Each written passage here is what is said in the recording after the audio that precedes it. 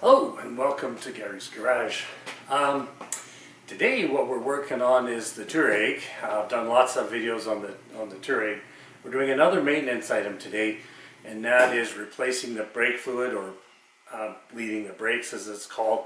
So I want to, today what I'm going to try and do is not only show you how I do the job, but we're going to talk about the different ways. There's probably like 5 ways of bleeding brakes. The method I like is a pressure bleeder. You can also use a vacuum bleeder. You can use a tool which activates the ABS pump, that also works. You can also use gravity bleeding, and then the old get your helper in the car and pump the brakes while you manipulate the bleed nipple. Anyway, so those are the methods, but we'll show you a little bit about why that I do this way, and then we'll show you how to do it. So let's get started with this.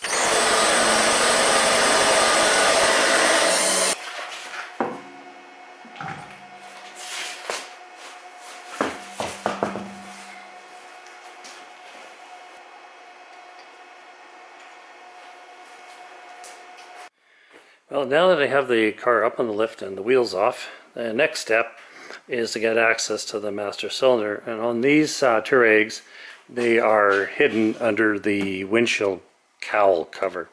So to get at this, it's like right about here, there's a rubber trim, then you can just pull that off. That'll give you access to this plastic. I'm just pulling this rubber hood seal off partially to give a little bit of room to move this foam piece, and that way you can then get this plastic cover up, and then you have to move it this way because there's 2 little clips here that clip under the body. So you just kind of move it out of the way, and then once it's unclipped, you'll be able to pull it up. So that's step 1. Step 2 is to remove the driver's side windshield wiper. I know this, you go, what? I'm doing the brakes, I got to take the windshield wiper off. But yeah, unfortunately that's kind of the way it goes with these cars. So let's get that done, and then that'll allow us to get this up high enough. You can kind of get underneath here and see it there, but I need to get it up a little bit higher so that we can get the bleeding tool and get new fluid in there and stuff like that. So I'll set that up. Just hang on. I've pried off the plastic cover, and then I've got a ratchet and a 16mm socket. And these are not tight, by the way. I don't remember what the torque setting is, but a common problem with these is being over tightened. If they're under tightened, they'll slip, but if they're over tightened. Now, this is where it can be a problem. There's nothing to pry on because this is plastic. I have a puller, but the puller really has a hard time fitting in here with the hood like this. So there is a service position for the hood, but it requires a prop rod. All these little issues. Anyway, I'll get the puller out and we'll see if we can get this on. Alright, so I've got my high-tech prop rod in, and the hood is opened, well, maybe not into its full service position, but it's opened up enough that I can get this puller on the windshield wiper. That's all it takes, but you can't pull it up with the puller. It's a little bit hard to get in there, a little bit of rotation. Screw has to be really out. There we go. And there we go. So now we can remove the windshield wiper. And actually I have to replace this windshield wiper anyway. Okay, there we go. Start at right at the center where this splits, and I can use my little plastic tool, I think, to get in here and get it started. Yeah. And it pulls up, not down, but up. So, but they're really in there tight, which makes sense because it's got a seal. So best thing to do. I may have to put the windshield in the parked position to get access to that. So I'll do that, come back. Okay, so now I have the wipers in the service position, although the other one is not actually on because I've already removed it. And if you don't know how to do that, you can find it on the central unit. Get the system up and running. The hood needs to be closed to operate the wipers. They're interlocked. And push the car, then service, and there's a thing for putting the wipers. You just press the button and they just go to service position. Then you can shut the car off, open the hood again. There you go. So, and now you can see this plastic cover right here comes up, and you can now get at it and start pulling it up. Anyway, I'll pull it up and then we'll show you what we got underneath. So now I'm going to start getting prepped to do the bleeding with the power bleeder. And while we're doing the bleeding, we'll talk about the other methods. So I've got some German-made .4. So this is Super .4, and you want to make sure that you've got a obviously a new can of clean. You'll need more than half a liter. Usually 1.5 liter on hand. I had a little less than a liter here, so we're gonna make do with what we got. And then we got the pump, goes on the top here, and I'll set this up and show you. Okay, so now I've got it attached to the master cylinder. This is the European, is the screw-on type. You'll find these in Volkswagen, BMW, Mercedes, Audi, so on. And I've got the tank down here. The pickup I've got on the lower side, it's on an angle, which is fine.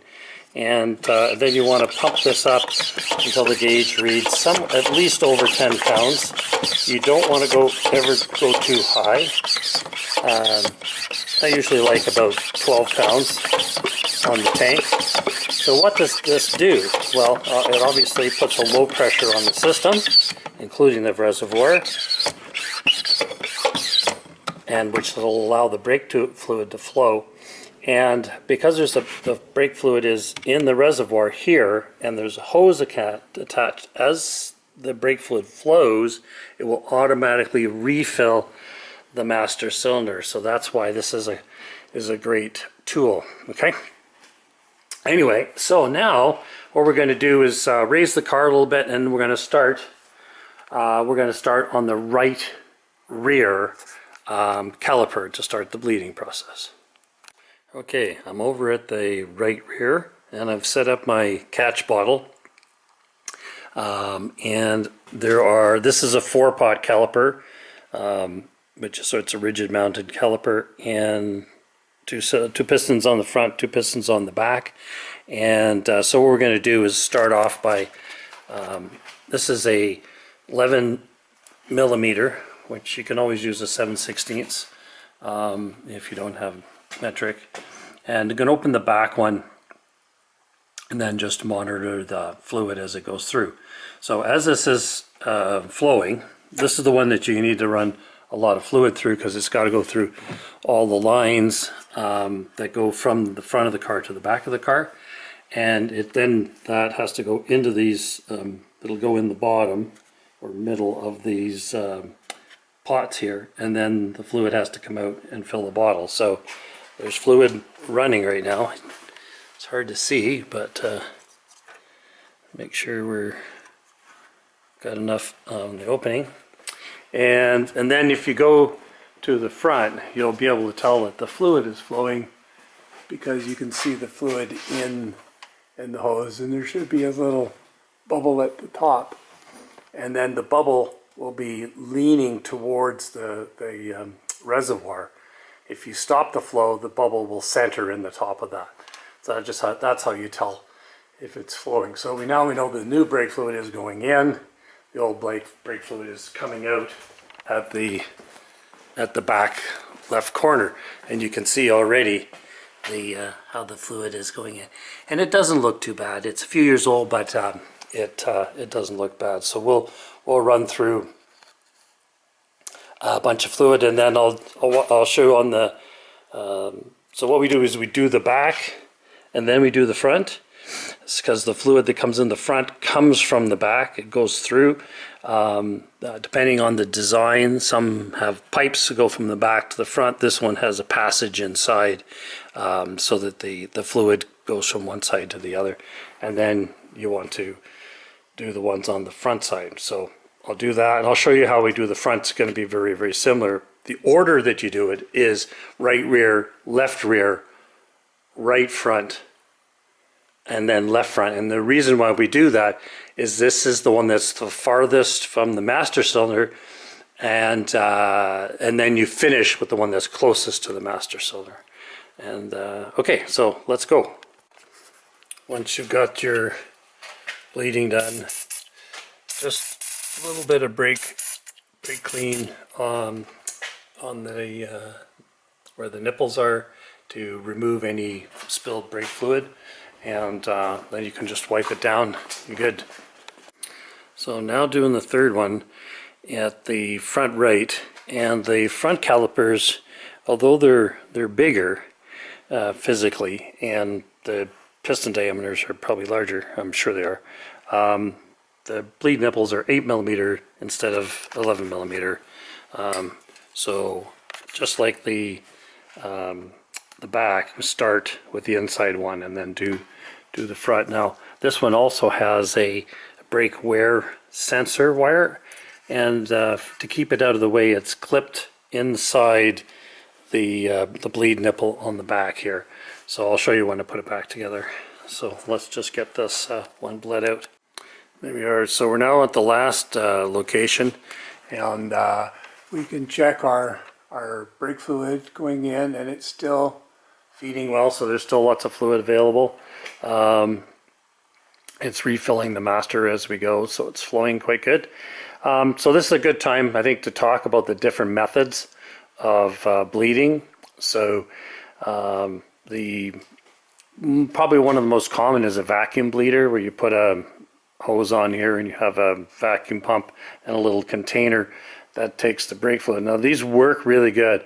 However, if you're trying to if you're just replacing brake fluid, that's fine. But if you're trying to bleed so that you've had the system open and there's air in it, it's maybe not the best method, because as you create a vacuum, you will get air sucked in through the seal from the nipple, or around the threads of the nipple would suck air in, and then you'll see it in the tube.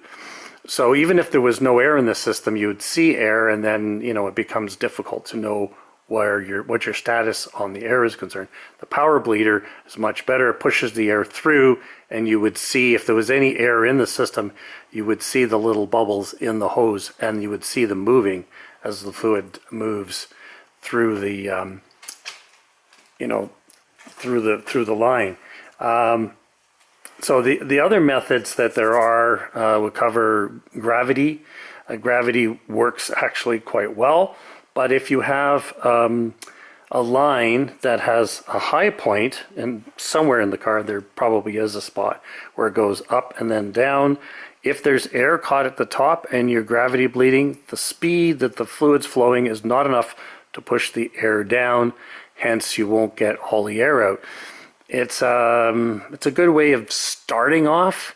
If you've had the system completely opened and drained, you put some fluid in there, you put some catch cans or a bottle, and you just let it drain, you'll get 90% of the air out or more, and then you can move to, you can do something else while that's going on, and make sure you just keep your master cylinder full, and then you can move on to some other method. And then of course there's the method of doing it with a second person in the car, and that's where you get it set up, you make sure there's fluid in the reservoir, you apply pedal pressure, you open the valve, and the fluid will come out, and then you close the brake nipple. I'll call it valve, so they close the brake nipple, and then you can release the brake pedal. So you're moving brake fluid in one direction, not back and forth. So when you're doing a a pedal system, you don't ever want to lift up on the pedal if the brake nipple is still open. I know people that do it. You can use this sort of catch can and the fluid will go in and out, but usually what you're trying to obtain is replacing old fluid with with new fluid, and you don't want any of the old fluid going back up into the system. So I prefer not to do it that way. Anyway, there's some top tips.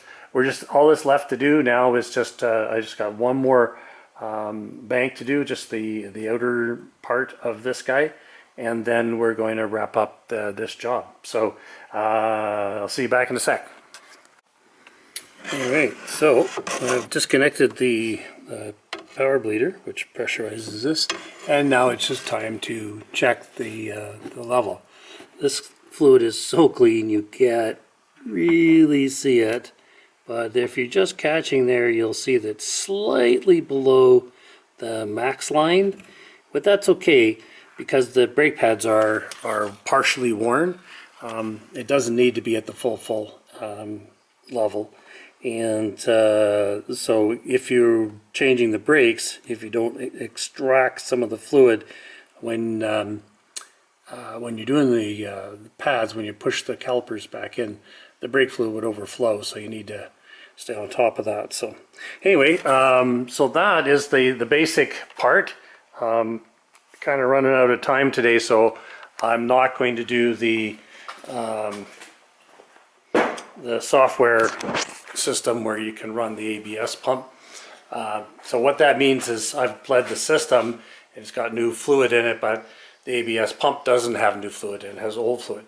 So all you really need to do is go out and drive the car, get the ABS to come back on, and then repeat this process, and you'll get rid of that fluid. So number of methods. If you do your brake fluid often, like every year or something like that, then you don't have to cycle the ABS pump.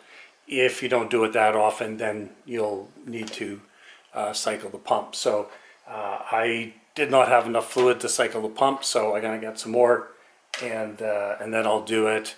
And I'm hoping that I can just add this to the video so that you can see that, or I may make a short for it. Anyway, thanks for watching Gary's Garage. If you like the video, please press like for me. I appreciate that. If you like what I'm doing on the channel, please subscribe. Everyone that watches and supports my channel, I do appreciate and thank you very much. Have a good day.